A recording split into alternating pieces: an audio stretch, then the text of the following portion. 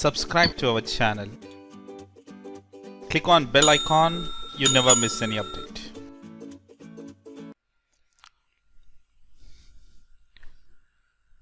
Hi, welcome to Kiran Testing Academy.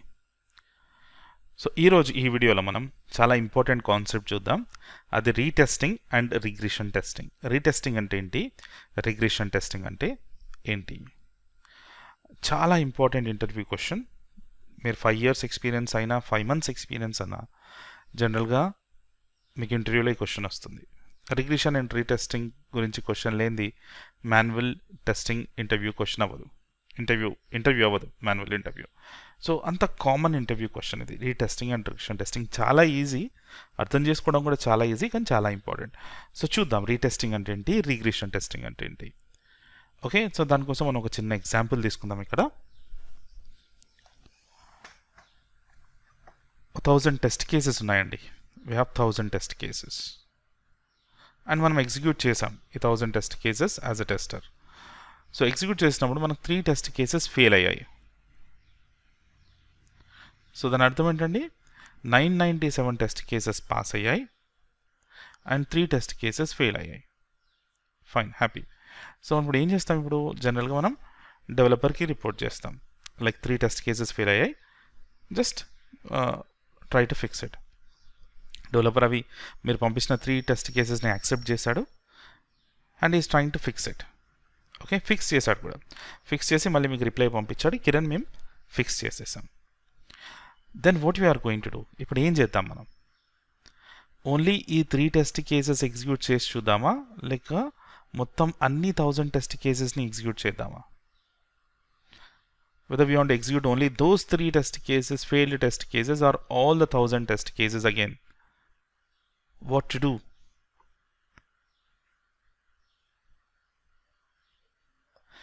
So, assume that, అనుకుందాం ఈ 3 test cases మనం execute చేసి చూసాం. ఓకే, ఈ 3 టెస్ట్ కేసెస్ ఇప్పుడు పాస్ అయిపోయాయండి. మనం రిపోర్ట్ చేసాం కదా, వాళ్ళు ప్రాపర్గా ఫిక్స్ చేశారు. నౌ ఈ 3 టెస్ట్ కేసెస్ పాస్ అయ్యాయి, అంటే ఆ బగ్ అనేది ఫిక్స్ అయింది. చాలా is that enough, bug fix అయింది కదా అని మనం ఆపేద్దామా? ఇక్కడికి చూద్దాం అసలు ఎలా ఉంటుంది సినారియో అనేది. ఇంకో ఎగ్జాంపుల్ తీసుకుందాం మనం. ఇక్కడ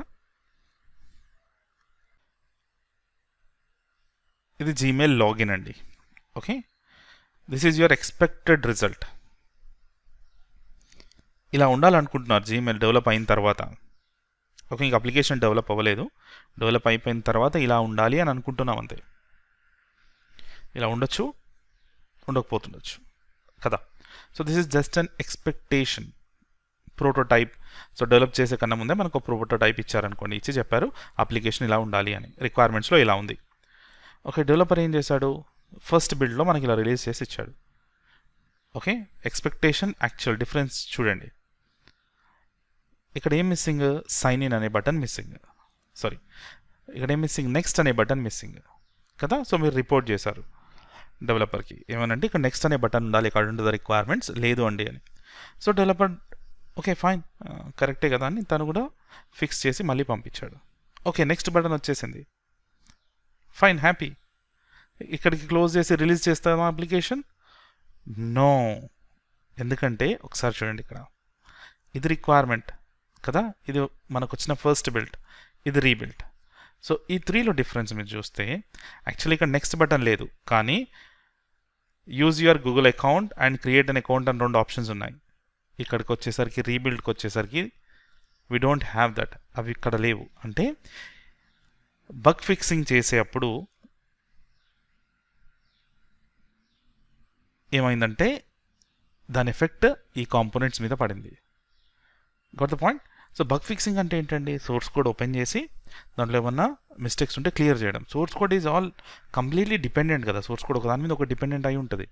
source code it self is dependency concept. Okay, so అలా డిపెండెంట్ ఉన్నప్పుడు ఏమవుతుంది, ఆబ్వియస్గా అదర్ కాంపోనెంట్స్ డిస్టర్బ్ అయ్యే ఛాన్సెస్ ఉంటాయి. సో ఇక్కడ ఈ బగ్ ఫిక్స్ చేసేటప్పుడు ఈ కాంపోనెంట్స్ డిస్టర్బ్ అయ్యాయి. ఓకే, సో మనం సైడ్ ఎఫెక్ట్స్ చూడకుండా, దాని ఇంపాక్ట్ చూడకుండా క్లయింట్కి రిలీజ్ చేయలేం కదా.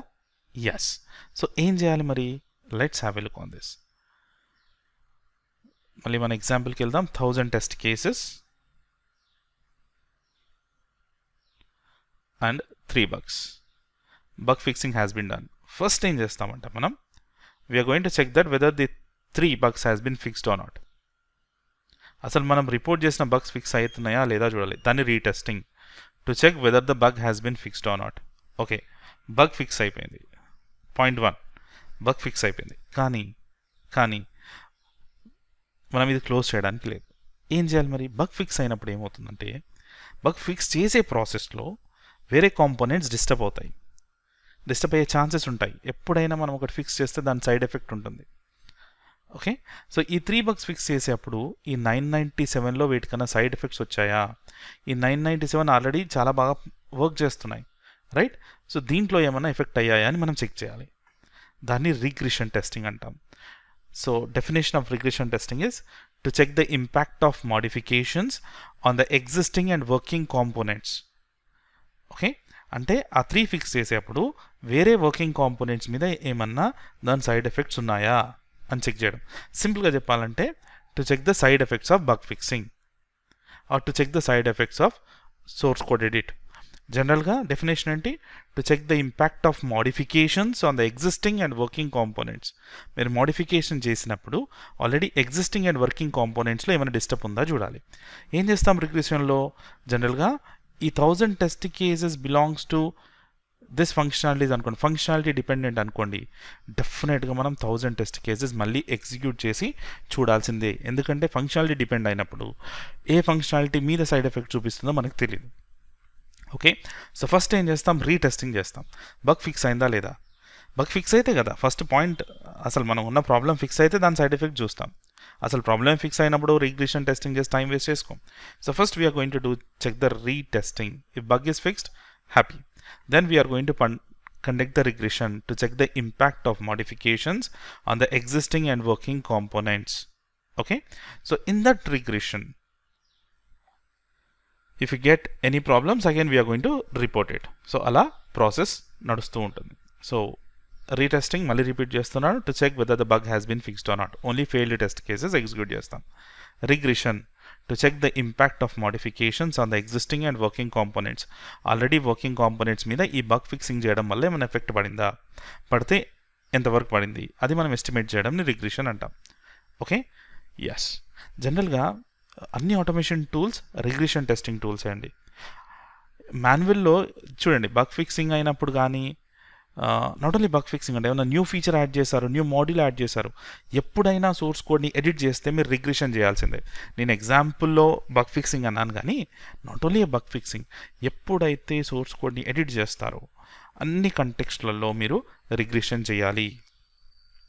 ఓకే, సో ఆ రిగ్రెషన్ చేసినప్పుడే మనకు దాని ఇంపాక్ట్ అనేది వస్తుంది. సో జనరల్గా మనకు న్యూ మాడ్యూల్స్ చేయడమో ఆర్ ఫ్రీక్వెంట్గా టెస్టింగ్ చేసి బగ్ని రిపోర్ట్ చేయడమో జరుగుతుంటాయి అప్లికేషన్లో. సో రిగ్రెషన్ మీరు ప్రతిసారి చేస్తూ ఉండాలి కదా. సో మాన్యువల్గా ఎంత టైం తీసుకుంటుంది మీరు రిగ్రెషన్ ప్రతిసారి చేయాలంటే? ఒక అమెజాన్ వెబ్సైట్ తీసుకోండి, ఒక ఫేస్బుక్ వెబ్సైట్ తీసుకోండి, ఎన్ని మాడ్యూల్స్ చెక్ చేయాలి మీరు కదా. సో అందుకే ఆటోమేషన్ టెస్టింగ్ టూల్స్ వచ్చాయి మార్కెట్లోకి. మనం ఆటోమేషన్ టెస్టింగ్ టూల్లో ఒకసారి స్క్రిప్ట్ రాసుకుంటే మనం ఏమైనా చేంజెస్ అయినప్పుడు ఆ టెస్ట్ బ్యాచ్ మొత్తం ఎగ్జిక్యూట్ చేయొచ్చు, చాలా ఫాస్ట్గా ఎగ్జిక్యూట్ అయిపోతుంది. మీరు మాన్యువల్గా చేస్తే చాలా టైం తీసుకుంటుంది. ఓకే, ఆటోమేషన్ స్క్రిప్టింగ్ రాయడానికి చాలా టైం తీసుకుంటుంది, that is different story. Clear? Yes, the overall concept is retesting to check whether the bug has been fixed or not, regression to check the impact of that bug fixing. Okay, yep, I hope it's clear for you. Thank you for now.